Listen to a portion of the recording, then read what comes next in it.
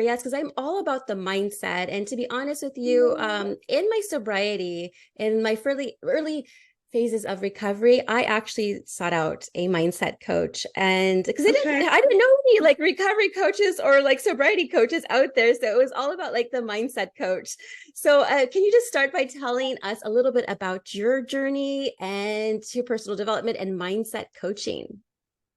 Okay, well, my journey, I would say my personal development journey started quite a while back in my life when I was a lot younger. When I was in my 20s, I started looking into personal development. But I think unfortunately for me, what I did was for me to really get deep into my personal development, I waited till I kind of hit rock bottom. So I was really in a kind of difficult place. I was not well, I was ill, and I suffered from anemia. And I remember not like walking down the road and not being able to walk a couple of steps, and like all of a sudden I couldn't breathe and I was out of breath, and I was like, oh my god, I thought it was down to like I was just unhealthy, and I needed to lose some weight, and that was my thing. And then when I finally went to the doctor, them saying to me, you've got anemia and you need to start taking some iron tablets. And it's really funny because when they gave me the prescription, by the time I got home, they called me and said to me, Rhona, you're going to have to triple the dose because your levels are so low. I think they were supposed to be about 12, 14, mum, something like 5. If you don't take these tablets, you're going to end up having to have a blood transfusion. So I literally had to, really, really get into it and really start looking after myself. And then after that, I went from having anemia to then getting fibroids. And then when I had fibroids, I coped with that situation for 2 years. So I went through terrible, terrible, terrible menstrual cycles. We're talking menstrual cycles 3 weeks out of a month, opposed to 1 week out of a month. But I coped with it. So I did it for like 2 years. I coped with this, coped with this, coped with this. And I remember, I think I was watching some television show, and it was about hospital, and they talked about women who suffered from some type of toxic syndromes because of using tampons and the way they're using it. And me thinking to myself, I need to deal with this. So I went to the doctor, and they said to me, your fibroids are massive. They're the size of 3 grapefruits. And basically, we can do one of two things. We can blast them, but they'll come back, or we can give you a hysterectomy. And I took the latter because it was like I just needed it to be gone. I was going through, and mentally, what I was going through was as bad, if not worse, than what I was going through physically. Um, you know, not feeling that I couldn't sit down anywhere, and like I was working in a place where when I had a meeting, I would show up late for meetings so that when they had all the chairs set out, I would stand up because I was so afraid I was going to soil myself and all that kind of thing. So it really did take a really big toll on my life. And I remember after that situation and actually having the hysterectomy, thinking, this is a solution. This is the answer to my dreams. After I have this, it will be okay. It was absolutely not, because I had the hysterectomy, and then all of a sudden it was like, oh my God, I'm not going to be, I made the idea that I was going to be able to have the hysterectomy and not have children. It was a planned thing.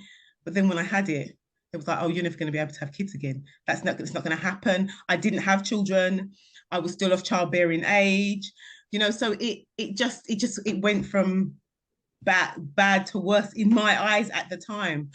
And I really, really had to start looking at where I was and just uplifting myself, because I got into a small depression after I had my hysterectomy, and it was about like uplifting myself and bringing myself out of that.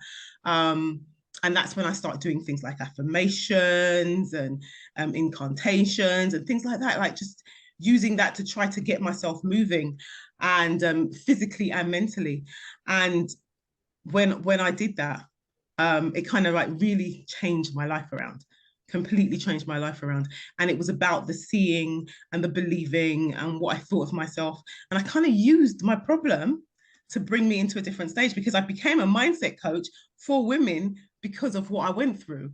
I wouldn't have the kind of go in me to do what I'm doing if I hadn't gone through what I went through. So I kind of have used my adversity to take me to another step, which is kind of what I do with women I work with, the clients I work with. I talk to them about what they've been through, and let's see if that can be something, You know, instead of it making it be like it's like it's something that's negative that's happened to you, use it as a positive and make it your focus.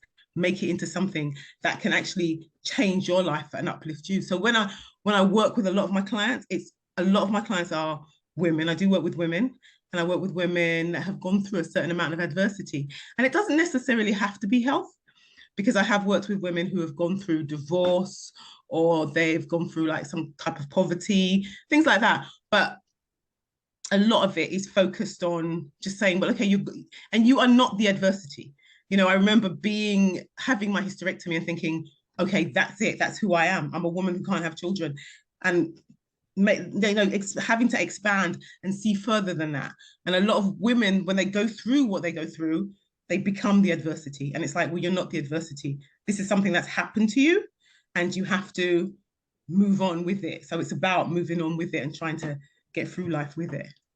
Wow, yes. Thank you so much for sharing that. My mom actually had fibroids too. And I remember her stomach would swell up very bad. And then another friend of mine actually had them, and she said it was like the most painful experience she's ever had dealt with in her life. So yes, thank you so much for sharing that. And then yes, helping women, not only going through like health challenges, but like you said, divorces. And like I said, for me, it was like trying to figure out like, who am I? Who is Gina here after, during my sobriety, I should say.